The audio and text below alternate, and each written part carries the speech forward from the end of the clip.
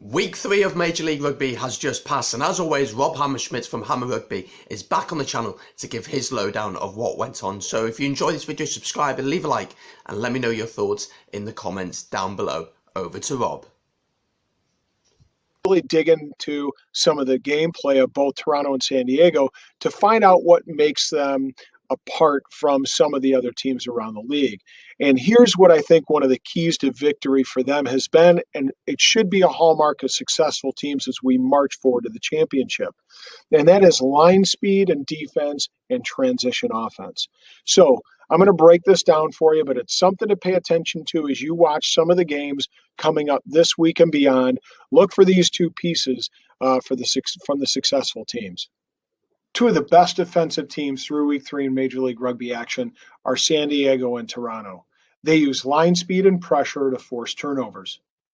If you're new to the game, you haven't coached or haven't played, line speed is the idea that the defense comes up together to try to close down time and space in which the offense can use and work the ball.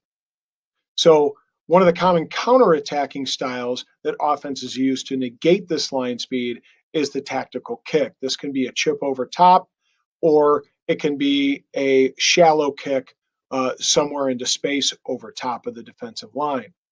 But both of these teams have players with high rugby IQ at key positions that can negate this tactic. So who are we talking about? From Toronto, you have Sam Malcolm at fullback. You have Dan Moore at wing, who's playing at a really high level right now, always has his nose around the ball. And then Leandro Lievas, who brings international experience to the pitch. On San Diego's side, you have Dylan Audsley and Mikey Teo. Both have played fullback. Keep in mind, you have Joe Peterson that is yet to return from injury that will most likely play fullback as well. So they have a wealth of talent there. And then on the wings, you have Save Todasavao, and you also have Nesso Keke. So there's a really good core group of players at these positions, and they make really solid decisions to negate those kicking tactics. Those guys, along with the halfbacks, are critical to attacking play and the transition. If the All Blacks have taught us something over the last couple of years, it's that you don't have to win the possession percentage game nor the territorial possession percentage game in order to win games. What it comes down to is exposing the opposition's disorganization after a turnover and turning that into points. As the weeks progress, watch this key tactic from teams that continue to rack up wins. So what are the matches to watch in week 4 of Major League Rugby 2020? There are a couple of them that I'm really going to be paying attention to, and one of them is on Saturday, and that is San Diego traveling to NOLA. And it's not just because I'm a NOLA fan.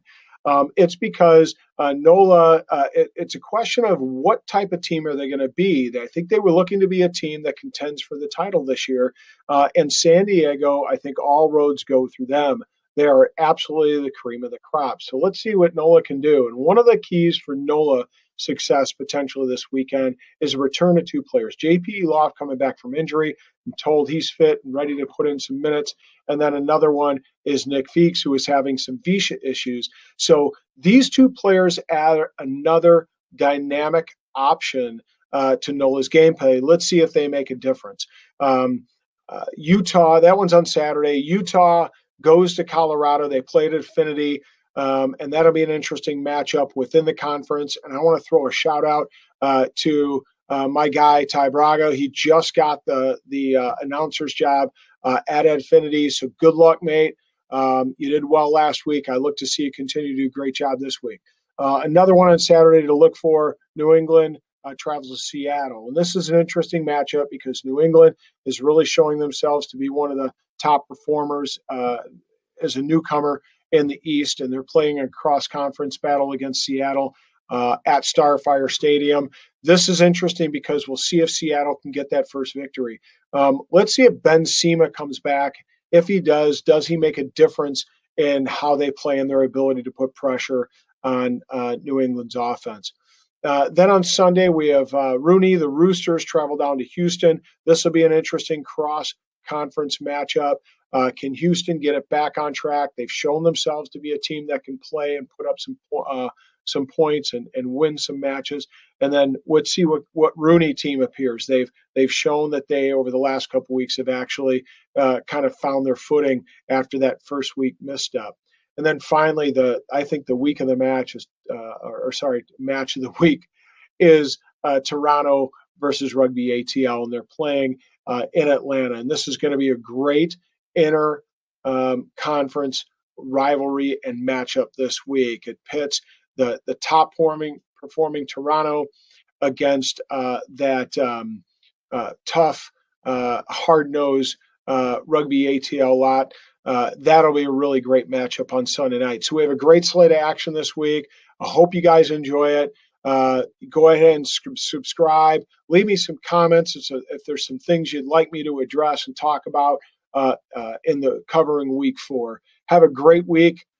Enjoy the slate of games, and we'll see you next week right here at Hammer.